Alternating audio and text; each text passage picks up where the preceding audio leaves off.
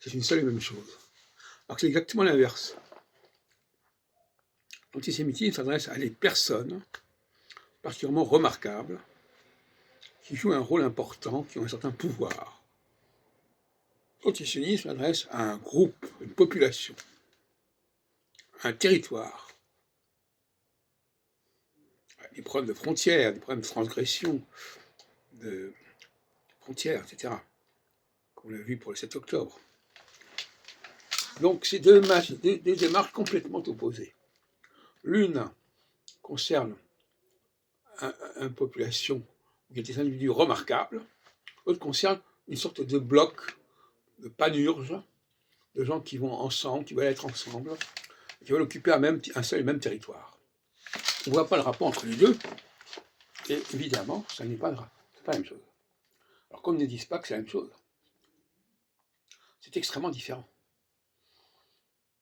Les protocoles des Sadduciens, par exemple, ça n'est pas de l'antisionisme. C'est l'idée qu'il y a des juifs qui peuvent jouer un rôle à différents endroits et qui peuvent avoir un pouvoir qui s'essaime, qui se disperse, qui s'organise un peu partout, même s'il est coordonné d'une certaine manière, quelque part, mais encore.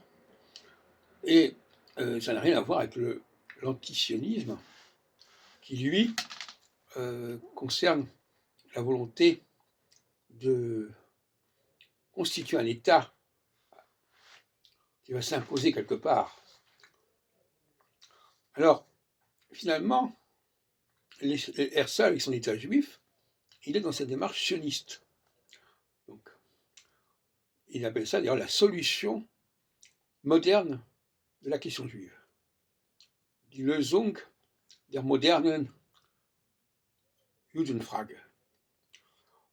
Et le même terme des solutions de la question juive sera repris par Hitler, mais dans un sens totalement différent. Il s'agit pour lui d'évacuer les juifs qui sont là, dispersés, et même parfois méconnaissables, d'où l'idée de leur faire porter une étoile jaune. Les lois anti-juives de 1940 visaient en France l'élite du monde juif, alors que la rafle du Veldiv, elle, visait le tout venant, y compris les enfants d'ailleurs. Les enfants qui ne pouvaient pas évidemment jouer un rôle important en soi, mais qui étaient liés à une race, qui restait à une population particulière. Donc on peut dire que quelque part, on a là deux processus exactement inverses.